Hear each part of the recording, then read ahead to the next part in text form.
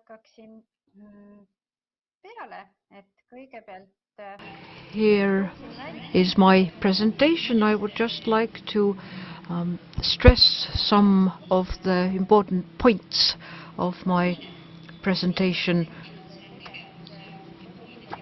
So the analysis on the activity space and its segregation. So people in our society move around. Their mobility is very active, and that's what we should take into account in studying segregation.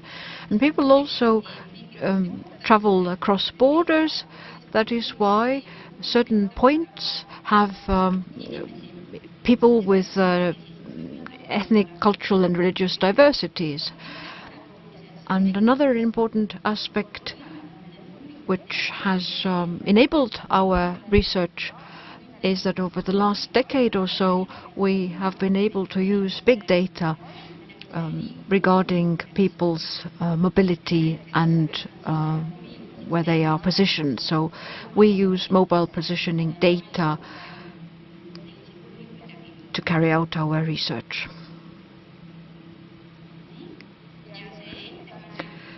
My presentation is based on segregation. So we analyze the uneven distribution of population groups in space.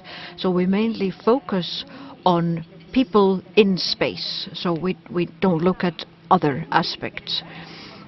Our research and surveys are conducted in Estonia, and as our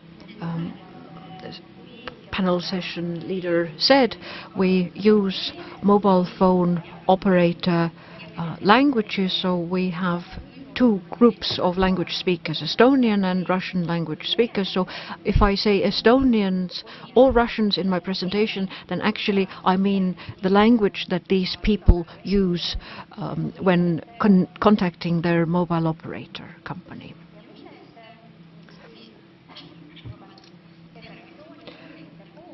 The focus of segregation studies previously has focused on where people live, their place of residence.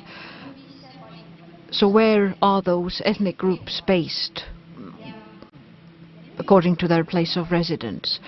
Now that we have more data available, segregation studies have also broadened, and they also focus on the person's space of activity. So we don't just look at the place of residence, but also where the different activities happen. And in order to explain what what the space of activity consists of in different places, so these are the different places. So the main place of activity is the place of residence. Most of us do have a place where we live. It either be one or several places where we reside. So this is something that we share. In addition to the place of residence, we also have a place of work or a school where we go to on a daily basis. And there are some places that we visit regularly, like a shop, or where we go and work out, or where we visit friends. So when moving between these places and this entire sphere, this is the place of activity. And this space of activities is located on this in the physical space, and this is the second level. And this physical space has its own characteristics, either the buildings or the actual environment with its physical characteristics, be it air pollution or noise pollution. And in addition to the physical aspects, this physical space has a social network. What kind of people are located in this space? So that's the third level, the top one on this graph. That's the social network. So every place of activity has people that we interact with. For example, based on the focus of this conference, we look at this ethnic environment. So who are those Estonian or Russian speakers? What is their division in those different spaces of activity?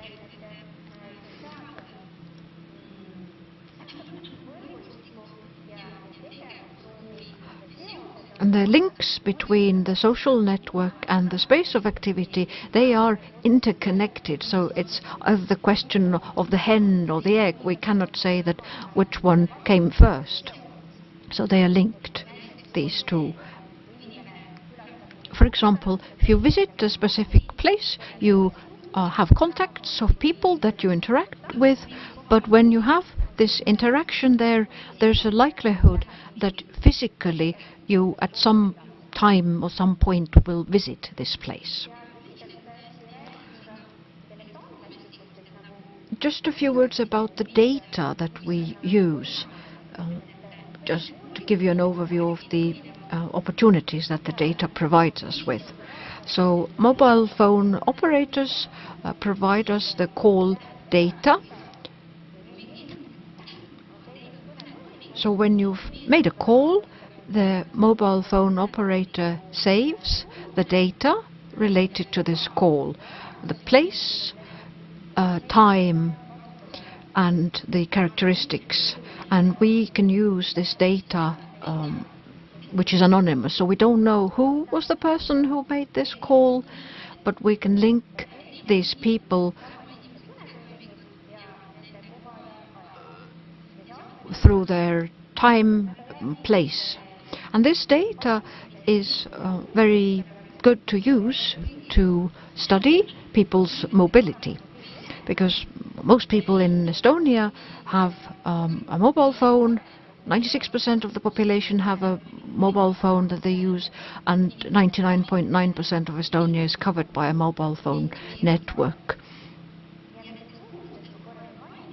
As for those specific characteristic, language, gender and year of birth.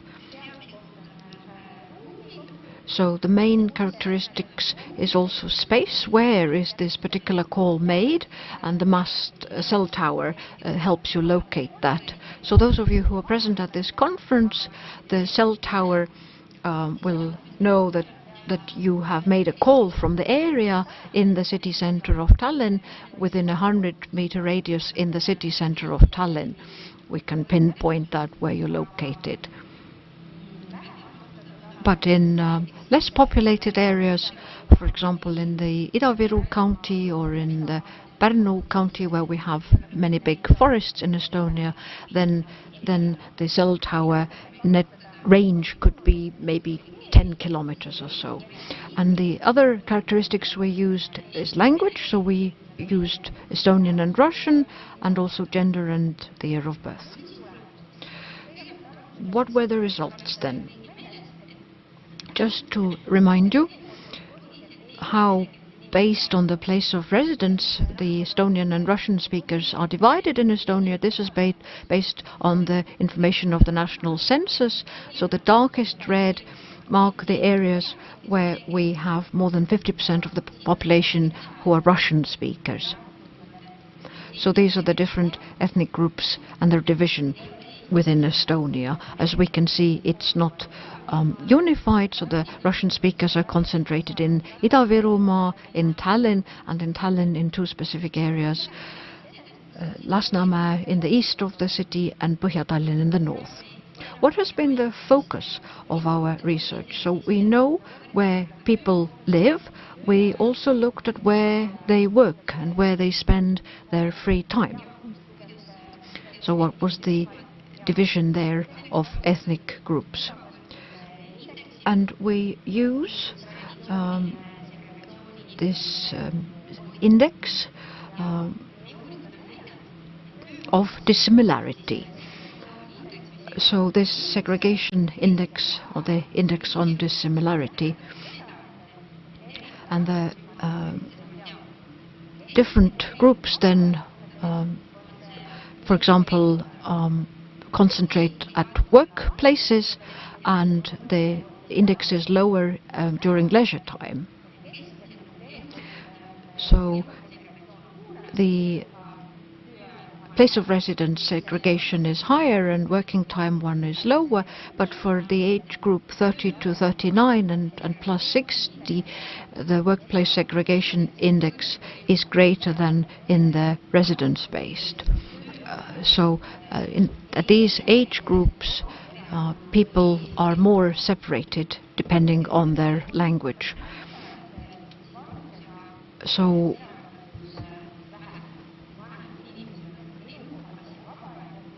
the elderly, they spend more time at their workplace and also the same time at their leisure time place. So we also looked at how people visit different places, so like their scope of activity and the ellipse of their space of activity. So these are the different age groups and the different scope of the activity. So the scope of activity of Russian-speaking people is smaller, and they visit less different places. And older people, again, they are less mobile compared to the younger generation. But the most important result from this analysis is when you look at the gap between the two lines. So on the left hand side we have younger age groups, and that is where the gap is larger. So the differences in the use of space by young Estonian and Russian speaking people are larger and more similar in older age groups. So the younger people, they are more mobile. And the lower the graph in the right hand side lower corner, it also shows us the ethnic composition. So for Russians it's more or less similar, and in Estonia plus 50-year-olds, they visit more of those areas where Russian speakers live. And the way it looks on the map is that when leaving Tallinn, Estonians tend to visit different places in Estonia all over the country, and the Russian speakers, their pattern is fairly similar to what I showed you previously. Depending, they go to where they live. So the Russian speakers, they generally in 1 year tend to visit the northeast of the country, areas around Tallinn and the bigger cities like Tartu and Pärnu. We have also studied how people travel. Here again we can see differences. Russian speakers, they make more trips abroad, about 10% more, and Russian speakers, their length of their trip and the number of the trips and the average time they spend abroad in all language groups is higher compared to the Estonian speakers.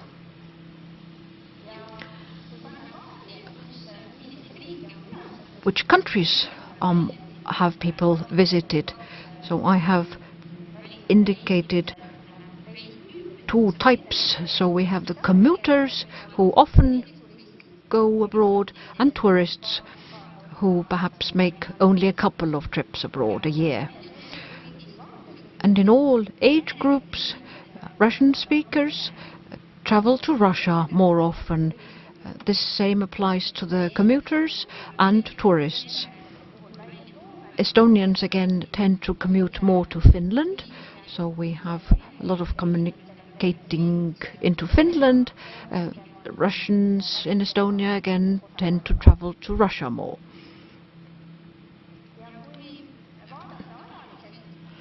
As for the timeline, and coming back to the city of Tallinn and looking at the places of residence, the graph on the top the horizontal line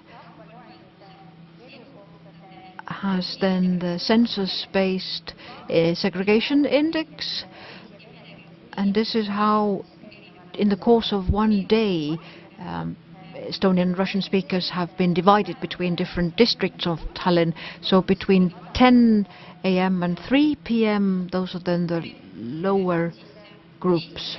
Estonian and Russian speakers tend to be at the same place.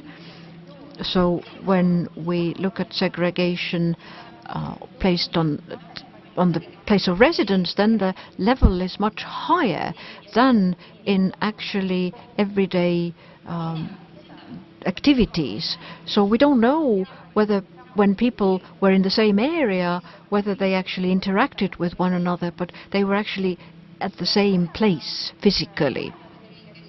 And as for days of the week, at weekends, on Saturdays and Sundays, segregation is higher than on working days. So at weekends, Estonian and Russian speakers are at different places.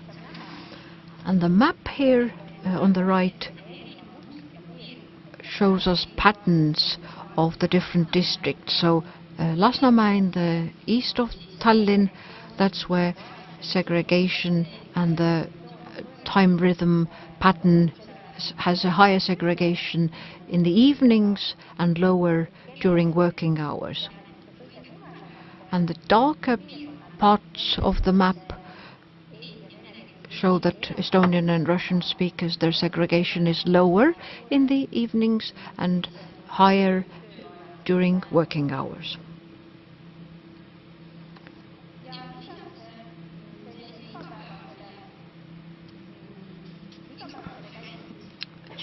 So in addition to everyday activities, the mobile positioning data also gave us an opportunity to look at national holidays. So during national holidays in Estonia, the differences between ethnic groups are also more different. So as an example, for example, we have Christmas and St. John's Midsummer celebration.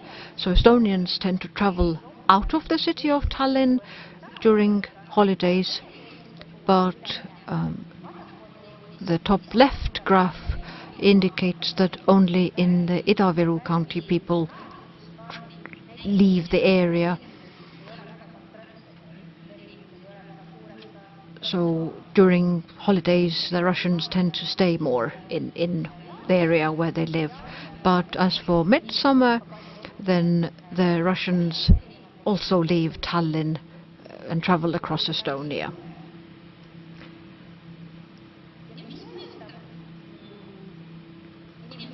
So what affects our space of activity is the social network and where we live. So the graph shows us that how many contacts from a different social network we have. So these are the inter-ethnic contacts. So if at least one of your social network members is a speaker of a different language. Estonian speakers, those who live in areas where there are more Russian speakers, their social network also includes more Russian speakers. And in the case of Russian speakers, this connection is not as important. So if Russian speakers live together with Estonian speakers, then they have more Estonians that they interact with, but statistically it somehow doesn't make a difference. So the link is quite weak.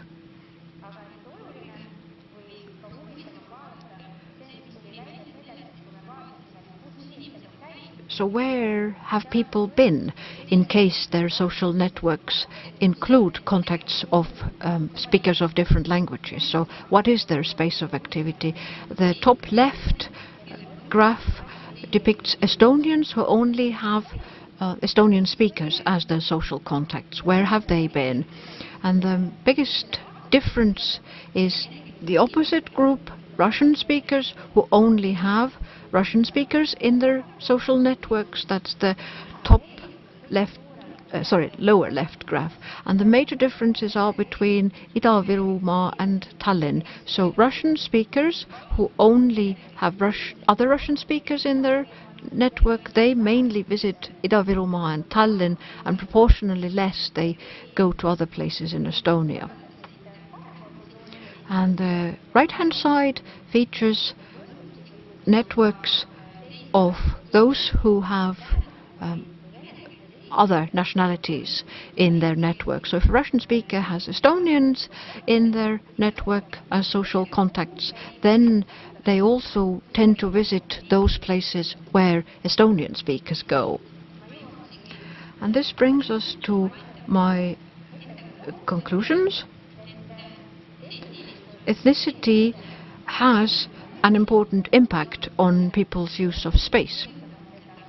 And it is also affected by where we live, our place of residence, and our social network characteristics. So this brings us to the discussion of our session as well later. We have studied people's space of activity, and we see that there are ethnic differences in the space of people's activity, and how could this be used when implementing different policies and integration policies. And I would finish my presentation here. Thank you for listening.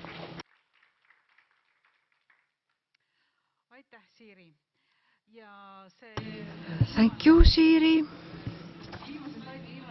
So this last point that Siiri mentioned,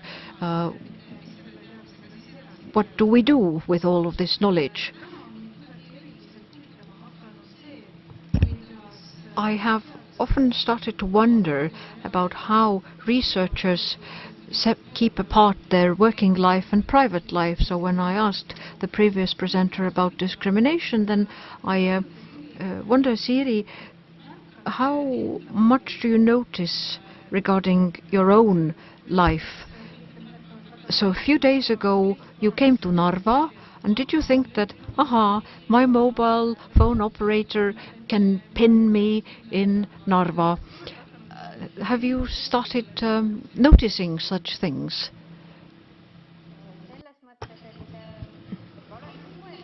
Yes, I often do think that, yes, I travel from Tallinn or Tartu to Narva, and then I'd actually make a call from Narva so that I get registered that I've done so. Yes, I do notice.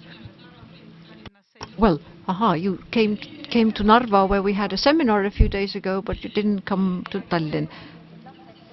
Oh, COVID unfortunately forced my children to stay at home. But this balances statistics, and Narva has a more favorable position in that case. Well, I would actually want to ask you a million questions, but perhaps we'll leave the questions to be discussed later. So what are those practical conclusions that we can make? We don't just have to sit around and wait what those policies are that will be implemented, but what is it that we can do? Is it possible to use your data and come to such conclusions? Well, that's a tricky question. As for policies, then I haven't dealt with that much. It's something that we have thought of within our research group, but what is it that I could do, I wonder? Well, then, from the point of view of integration, it's the social network side. If we want the Russian speakers to be sort of more divided in the space of Estonia, then we should perhaps interact more, that we bring them to the different locations in Estonia, and this might actually help with integration and improve integration, so that they will get a broader picture of Estonia. What is Estonia about? When you go to different places, you have seen a lot of places. Otherwise, people are much concentrated around Tallinn or Ida-Virumaa. I know that there are many people from nearby Tallinn who have never ever been to South Estonia or the islands, and this applies to a lot of Russian speakers. So I think Estonians have a role that we should invite the Russians to visit us. Does it make a difference if you invite them to come or you go and visit them? Well, there is a difference, yes. If we go and visit them, then they won't sense the other places that exist in Estonia. They are still there in their own location, and this is actually a value for us as Estonians when we go and visit. So integration is not a one-way process. We don't look at the minority groups, but also Estonian speakers play a role, as they are more familiar with the culture and the place where Russian speakers live.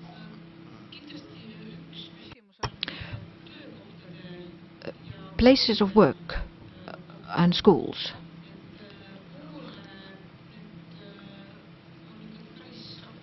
Schools have been actively used as places where young people can increase their social network contacts and develop these networks. As for places of work, are there any active methods that could be used that at workplaces certain steps are taken to improve it? Well, I can think of ministries, some of the ministries that were relocated out of Tallinn. That's the sort of national level. But places of work and schools, we have a current study as well. So the vicious circle of segregation, I didn't focus on it, but how different places of activity are linked and how this affects the person during their life cycle and during generations. So how this influence is carried on to the next generation. Thank you, Siiri. We will continue later. An applause to Siiri.